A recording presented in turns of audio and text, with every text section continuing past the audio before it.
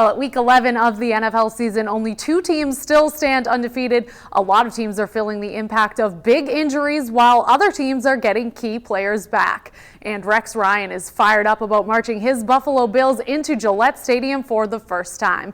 We will be covering all of this and much more coming up on the NESN Football Update.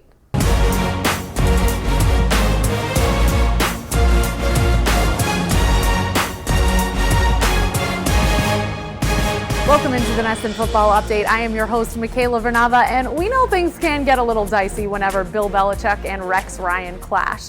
I'm going to be taking a look at that great rivalry from the podium to the gridiron, but first, let's check in with our Patriots beat writer, Doug Kyed. Patriots are getting ready to play the Buffalo Bills for the second time this year. This matchup might be slightly more difficult for the Patriots just because they've lost 2 of their most important offensive weapons in Dion Lewis and Julian Edelman. It will be interesting to see how the Patriots choose to replace Edelman in this offense. I believe Danny Amendola will receive more reps, but he's mostly a slot receiver, so I'm not sure how much time we'll see him playing on the outside. Keyshawn Martin has missed the last 4 games because of a hamstring injury. We'll see if he can return. If he does, he should play a pretty big role for the Patriots. They also have Aaron Dobson and Chris Harper on their 53-man roster, so those guys could get some looks if Martin can't play. Patriots should have a healthy offensive line going into this matchup. They saw Sebastian Vollmer, Marcus Cannon, and Trey Jackson return to practice this week. If even 1 or 2 of those guys can return by Monday, that definitely should help against this Buffalo's stout defensive line. Patriots have been playing a center at right tackle, a right tackle at left tackle, so getting back Cannon and Vollmer, those would be the most important pieces for this matchup.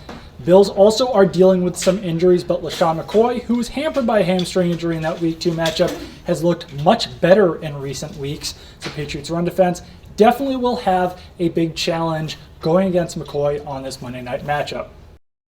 This Monday, we'll have the privilege of taking in one of the greatest bi-seasonal events of the football year. That is the battle of the 2 kings of the NFL podium. Each of these notorious head coaches earned his infamous reputation behind the mic for polar opposite reasons. Bill Belichick, the silent assassin who can say it all without saying a word, but rather a grunt, snort, or simply a stare. And Tyrannosaurus Rex Ryan, who tends to rant like a fire-breathing dragon. You won't find Belichick coughing up any bulletin board material. To him, all games are created equal. But Ryan, on the other hand, has no problem admitting that Patriots games are circled on his calendar. When it comes to discussing players, Belichick is known to praise the opposition, while good old Rex just pours more fuel on the fire. This week, Ryan commented on the seemingly ageless Tom Brady. He did speak positively of the Patriots quarterback's abilities, but added, quote, "You are going to go gray, pal, one of these days." Now, if there were a proven correlation between blowing steam and checks in the loss column, it sounds like Rex would put a lid on it. He addressed the Patriots' approach to dealing with the media earlier this season, saying, quote, "You think if we muzzled it, I'd have 4 Super Bowl rings? If we would, I wouldn't say a word. But I can honestly say that ain't gonna help." Just this Thursday, Ryan followed up with, "I want what they have. They have the rings. I'm not kissing them." Well, Rex Ryan can huff and puff all he wants, but hot air won't be enough to blow the Patriots down. But Rex has been a thorn in Belichick's side, especially in recent years. Heading into Monday night, Belichick has a 10-4 record against Rex Ryan coached teams, but the 2013 and 14 Pats-Jets matchups all came down to the wire. Now, there was much ado about the 2 foes spotted mingling and apparently mucking it up at the NFL Combine this offseason, but come Monday night, you can expect them to be anything but chummy. Well, it's week 11 and time for some power rankings, so we have Mike Cole in studio. Mike, who is rising this week? This week, the Houston Texans are actually on the rise, which isn't saying a whole lot considering they were down towards the bottom for pretty much the entire season. But they beat the undefeated Cincinnati Bengals on Monday night. They're now playoff contenders, weird as that may be. The defense is coming around after allowing 28 points per game in their first 7 games. They've allowed just 12 points total in the last 2. They're starting to come along, and that division is so wide open that I think they have a chance, which is kind of scary. And who is falling this week? The Green Bay Packers are free-falling right now. They can't do anything right. And, we saw the two losses that they had, one in Denver, the other in Carolina. You kind of excuse those against good teams on the road. Losing to Detroit at home for the first time since 1991, that's pretty, embarrassing, to say the least. This team can't do anything right. They can't get open on offense. The defense can't make stops when they need to. Aaron Rodgers has happy feet at this point because they can't block for him. It's just a total disaster. If they don't get it right soon, this was a team that was once a Super Bowl contender. They've got to worry about making the playoffs now, so a lot of issues there for them. All right, well, I'm going to go ahead and say it's safe to assume the Patriots are at number 1, so who's at number 2? Yeah, the Carolina Panthers move up with the Cincinnati Bengals losing. The Panthers, I guess they're good. I mean, you can't argue with the results. I still don't know how they're doing it. Cam Newton has taken his game to another level. Defense is legit, so I guess that's how they're doing it. But, that's a team that I'm still not completely sold on, despite the record, which might sound weird, but it's tough to argue with the results, and for now, they're up there at number 2. All right, thanks, Mike. You can find the full analysis of the power rankings on NESN.com. Hi, I'm Nicholas Goss in the NESN studios, answering your fantasy football mailbag questions this week. The first one this week comes from Paul via Twitter. He wants to know, do you see an upside in keeping Phillip Rivers as a starting quarterback before Week 15? There is absolutely a ton of upside in keeping Phillip Rivers as a starting QB in your fantasy league. The list of quarterbacks that have been better than him in fantasy is a pretty short one. Only Tom Brady has more passing yards than him this season. He has 6 300-yard games, 19 touchdowns, only 7 interceptions, and in his next 7 games, only 2 of them are against opponents with top 10 pass defenses. Our next question comes from Ryan via Facebook. He wants to know if you should start Brandon LaFell or Danny Amendola this week in a PPR league. If you have to choose one, it's Amendola. He's been targeted 7 or more times in 3 of the last 5 games, and he was targeted 11 times in Sunday's win over the New York Giants.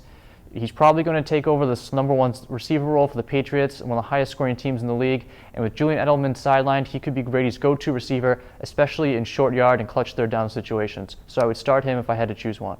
And now let's go to Ashley Allen, who has more on Peyton Manning's recent struggles. What happens when the best from the best simply isn't good enough anymore? It's a tough question, and one that Gary Kubiak and the Denver Broncos coaching staff can't push off facing any longer. Is Peyton Manning's time as an elite NFL quarterback over? For a while now, NFL fans have been split on this debate, but Manning's performance in Sunday's 29-13 loss to the Chiefs may have swayed public opinion and not in Manning's favor. Manning was benched in the third quarter after throwing just 5 completions in 20 attempts for 35 yards with no touchdowns and 4 picks.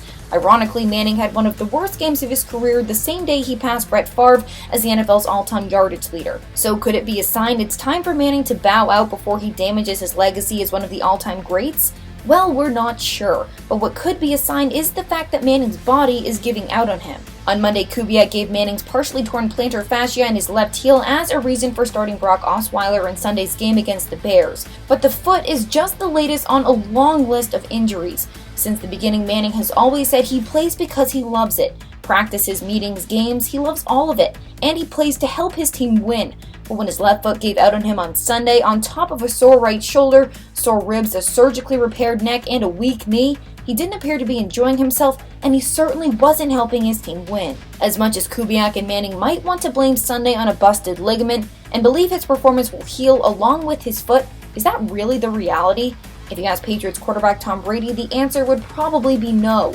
On November 1st, 2014, Brady famously wrote to a friend via email, quote, "I've got another 7 or 8 years. He has 2. Now, Manning was bad at the end of last season, even he won't deny that. But this season, he's been even worse. From the overthrows and bad reads into obvious cover traps, it's clear that his mind is telling him to do things his body can no longer execute. But making the decision to walk away from the game that has defined your very existence is never an easy thing, but being the one to make that decision for a player is even more difficult, and is one Kubiak will have to seriously consider when Manning declares himself healthy and ready to return." Andre Khatchaturian here to give you picks for Week 11. We're going to get to Jackson's in a minute, but first let's talk about the Dallas Cowboys and the Miami Dolphins. The game is a pick'em right now, but I absolutely love the Cowboys as my lock of the week. The Cowboys are getting Tony Romo back. Listen, a lot of people are counting them out, but let's face it, they're not a 2-7 team if Romo's in the lineup. In 3 of the 7 games they've lost, they've failed to score a touchdown because of poor quarterback play from Brandon Weeden and Matt Castle. Those days are over now, and with Miami being an extremely inconsistent opponent, expect the Cowboys to finally get back on the win column.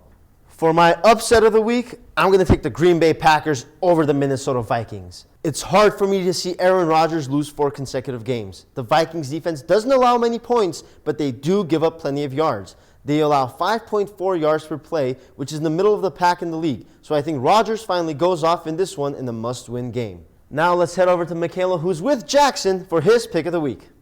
It's week 11 of the NFL season, so it's time for Jackson's picks, and we are doing picks with sticks. When I throw these sticks, he's going to pick the winner of the game. Jackson, are you ready, man? You ready to pick the game? The week 11 matchup we are taking a look at is the Kansas City Chiefs versus the San Diego Chargers. Jackson, you ready to pick the game?